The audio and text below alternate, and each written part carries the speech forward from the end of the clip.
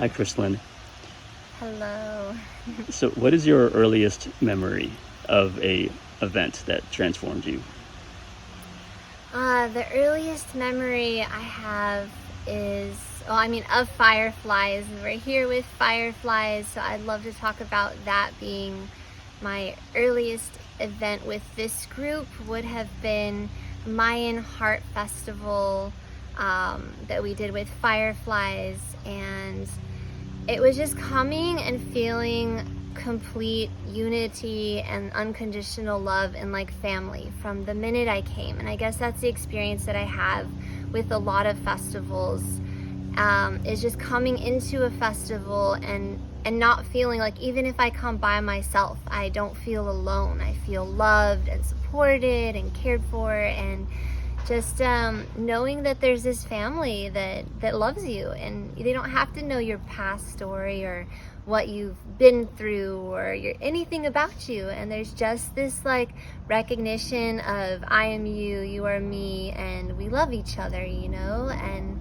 coming into fireflies, like that was just elevated even higher with an amount of not only seeing each other but also inspiring and seeing each other even at your greatest. Even if like Firefly's owner Kahil, he had barely known me, and he just helped push me into being my higher self even more, and having that inspiration and that reflection, seeing you, was just what really helped me step into the path that I am in now.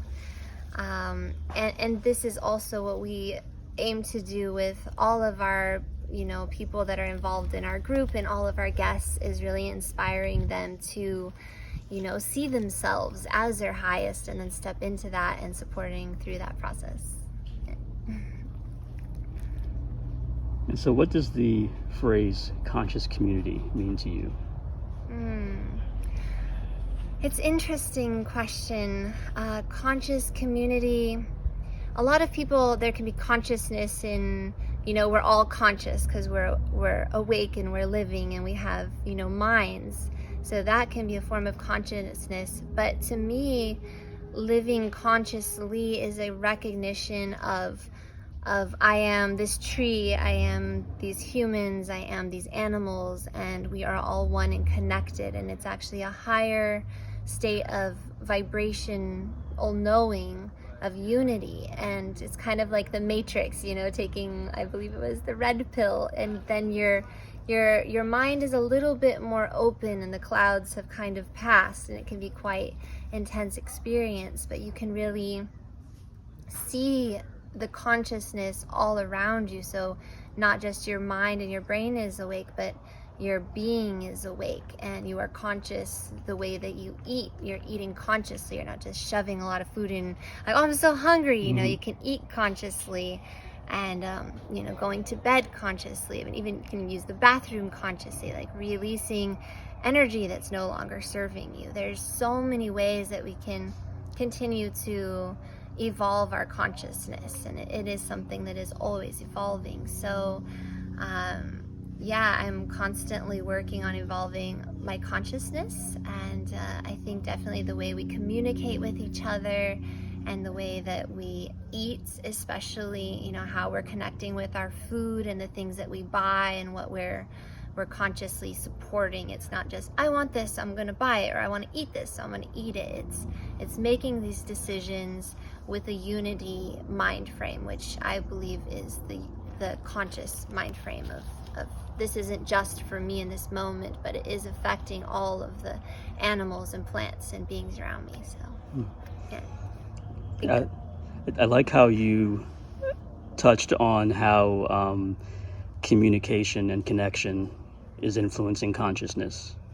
And so I like your thoughts on how digital media is shaping the conscious community. What kind of impact do you think the new technology of digital media is kind of transforming how we're connecting to each other? Yeah, well, media can really go in many directions.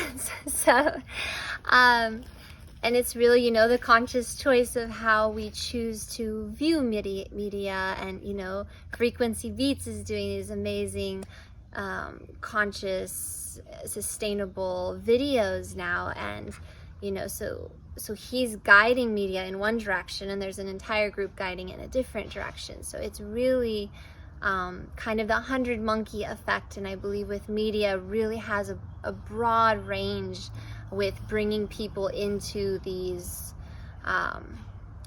mind frames through media. Like, we can reach thousands and millions of people through media, and it's probably the biggest outreach that we have available to us. And as people are moving away from TV and getting more into, you know, YouTube and talk channels and connecting on Instagram, it's really given us a path to use for inspiration. And that's where I like to use my media, is for inspiration. Like, am I posting something that's going to have a positive effect on the community, or am I using my time on social media in a way that's most beneficial for me, for the planet, for the animals, or am I just wasting a lot of my energy scrolling, you know? And I've definitely done a little bit of both. But just being aware of that, like, how we're spending our time here is very, very limited in this body, and then we, you know, transform. But using social media, I believe, can be a great impact for the planet and for our evolution into conscious living. No, beautiful. And social media is showing us how transformational festivals, you know, like Fireflies Forest, how the interest is really growing. Mm-hmm. And so how do you think transformational festivals like Fireflies Forest, like Travel Gathering, like Envision, how are they contributing to a changing world that's changing so fast? I look at them as cocoons of transformation, and the more cocoons we have, the more butterflies we create, and then the more cocoons they make. And I think it's just like a birthing place of consciousness, and it's a place where we also can grow our higher frequency of connection and understanding of how we can, you know, not just be human beings, but be human creators. I don't really like just being, because we were human beings and experiencing this life and this beautiful creation, and now we are humans aware that we are also creating it. So I believe, you know, Fireflies and Vision and all the other really beautiful totality, like just such incredible people and seeds that are starting those events and able to hold those containers. And then having, I mentioned earlier 100 monkey. I don't know if you guys have looked it up before, but 100 monkey is basically, they did studies on monkeys, and if you teach one monkey something, and then there's 100 monkeys that learn the same thing, it actually spreads to monkeys that have no interaction at all with the monkeys that you taught that thing to. So, you know, we can do that as well. And the more that we gather in, like hundreds of us, people outside that aren't even at these festivals are waking up, and then it's just creating like a domino effect. Oh gosh, it's gonna make me cry. Because I mean, could you imagine a world that is like Fireflies, or like all these festivals? Like, oh my gosh, just so beautiful. It's beautiful. So, one thing I noticed, or that I really truly felt at Fireflies Forest, the last one in April, was I felt more human. I felt more alive. Like, this is what the human experience is supposed to truly be about. And so what do you think about the festival's place in human history? Because we've always gathered. That's what makes us human, is how we connect to each other in these gatherings. And so, you know, with the new modern age, met with the the impacts we're having on the planet, it feels like these festivals are actually medicine. And I can you talk about that a little bit, how, you know, they're actually reminders and, you know, kind of anecdotes or antidotes to the the poison that modernity can offer sometimes. Yeah, I mean, as the cocoons are here, there's like so many different things that are offered. It's not just music and dancing and play. There's healing. There's womb temples. There's sacred fires, bringing back our native ancestral, ceremonies, and places where we can learn from like native traditions, and then also moving forward into more awakened mindset of connection. So there's kind of like, the connecting with nature, and then also using social media to evolve. So there's a little bit of both sides, and it's definitely medicine coming here for sure. And I love it that you said that. And there's many ways that people need medicine. Sometimes it's just hugs, and this is a very huggy group, and other times it's taking your shoes off and walking barefoot. And these places provide people an opportunity that, like, oh, all these people are barefoot, maybe I'll take my shoes off too. And it gives people the medicine that maybe they didn't even know that they needed, and a support system and a group that actually wants to hear them and care for them and hold them and support them. So yeah, I think it's definitely been my best medicine. Let's talk a little bit about you and Fireflies Forest, the team behind it. When and how did you first connect with the team behind Fireflies Forest? Yeah, so I came to the Mayan Firefly, which is about a little bit over a year and a half ago, something like that. And I came to do an ancient Mayan ceremony and hold space and kind of create the sacred space with the Mayan Heart Festival that came there to do that with the fireflies. And yeah, the minute I met Kahil and Tara, the founders and creators, it was just like instant, like, oh, you're part of my family. There was no question of that, and they're, soul family.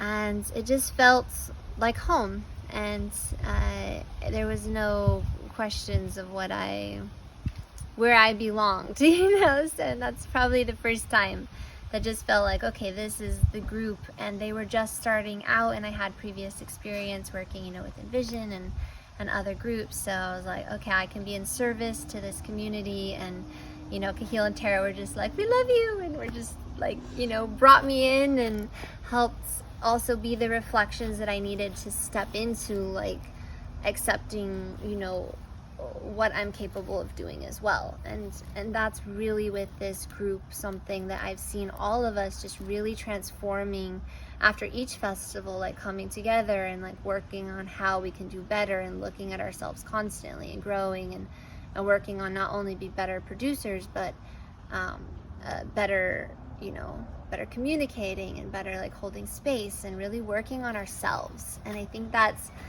the thing that's just like, wow, like everyone is really working hard on themselves, and that's really something that's beautiful in this group. And I've seen just so much transformation, from epic people to just even more epic. I'm like, wow, okay. But yeah, and then they've just brought me along for the ride the whole way. So yeah. Can you talk a little bit about what it takes to put something like Fireflies Forest together? How long is the planning process, and what inspires the team behind the workshops and picking the artists and the DJs that bless the attendees?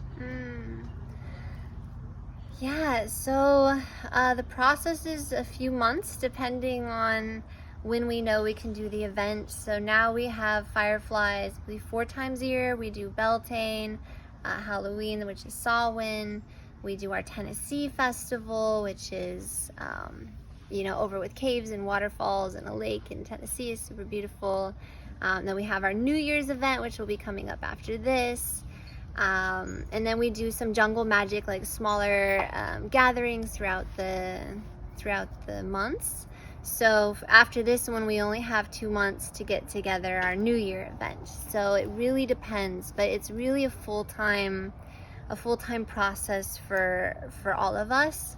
Kahil is really the I don't know, the heart of Fireflies and the inspiration for a lot of the magic that happens here, and just being the space like welcoming in of who is called to be here. And I believe he does a really good job of like, you know, asking spirit for guidance of who is meant to be the teachers for this event and then the next event, and then also getting to meet those teachers and guides and hearing them and seeing them, and being able to support them more after we get to experience what their gifts and medicine is that they bring. So I think a lot of it is really, you know, source and spirit just guiding us, the performers, and who is to curate these events. But it takes a lot of people, right? We have usually the same amount of volunteers, workers, and performers as we do people that buy tickets. So Wow. it's usually about half tickets are just creating the events, and then half of the tickets are bought tickets. So it's quite a large team already, and we're actually probably way over the amount of people that we should be having as performers. And we create quite elaborate shows that are probably something that, like, you know, Envision would have. So we're really, you know, way beyond of growth compared to the amount of, you know, media and outreach that we have at the moment. But then we'll be growing that up together, and we just really, you know, spend a lot, like most of the ticket sales go into creating the magic, you know, and that's really beautiful. Instead of, you know, we could have a lot less performers and then, you know, make actually a lot more money, but instead it's okay, we have this much ticket sales, or even before we get the ticket sales, all the money's pretty much already spent, like creating the magic. So yeah, that's something that's been really beautiful to see, the generosity of the people that come and show up, working, you know, for way less than anyone should be paid, or working for free, and just beyond showing up for the community and tribe. And our goal really is to be able to, in the future, be able to sustain not just only emotionally and medicine, but also to be able to financially hope to support our tribes and our communities, and bring everyone's gifts and let everyone be involved in as much as possible. Yeah. So what can we expect in this latest edition of Fireflies Forest? You want to talk about some acts, some you know, some cool performances that the attendees can look forward to? Yeah, so as this is Samhain, we have the whole event around magic, and there is magic, and then there is the ancient magic, which is more of the Celtic ancient traditions. And Kahil and our coordinator for that have put together a lot of experiences that let you tap into ancient traditions that we get to do here on the land. That we did one of them last year, and I mean, I don't think I've ever felt myself so highly put in conscious collectiveness, where I could actually look at my brothers and sisters around me and see them as our higher selves and inspire them without being in my mind at all. I could just fully see everyone, and it was like everyone was glowing. And you know, it's a sober festival, so I'm sober the whole time, but I'm so high like the whole time. So yeah, we have a lot of really magical ceremonies planned. We have Snow Raven, which she was on America's Got Talent, and she was one of the, like, I think she was one of the winners for that. She makes all the animal noises, and she is just such a powerful woman and leader, and she's going to be leading a lot of things and performing. She'll be here all week, so it's a great way to, like, be able to connect with her and some other headliners, which I'm not going to go through all of them because it's surprises. And then, you know, we also have Monday, which is Samhain, Halloween, and that day is dedicated to magic, which Kahil is designed to be more like a retreat. So it'll be, you know, a certain amount of hours doing the retreat, and then a break for lunch, and then a certain amount of hours doing the retreat, and then a break for dinner. And so it's very curated, more not just like a festival, but more like a retreat style. So everyone will be together connecting, everyone will be together doing like everything is very, we're all a unit doing this experience together. So I think that's something that people can expect that's going to be really different from any other festival that they've ever been to. Even ours, it's very different. So yeah, it's full of magic and surprises. Beautiful. So my last question for you is, what is your frequency? Well, I should ask you that. What do you think my frequency is? I think your frequency resonates on the wavelength of adventure and love and sensitivity and playfulness. Thank you. Appreciate you seeing that reflection in me.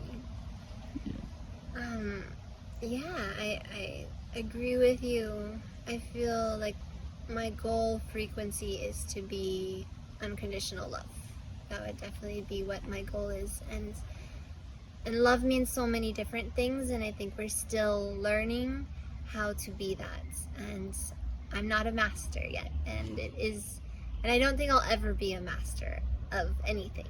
You know, there's always room for growth and always room for change, but it definitely is my goal is to hold the vibration of love in all situations, no matter what is being presented in front of me. If someone's yelling at me and coming with anger, how do I understand where that anger is coming from and be in a loving space? Or if I'm stressed or frustrated, or how can I not project that out and continue that energy into the world? How can I cultivate that energy into understanding how that can also be love?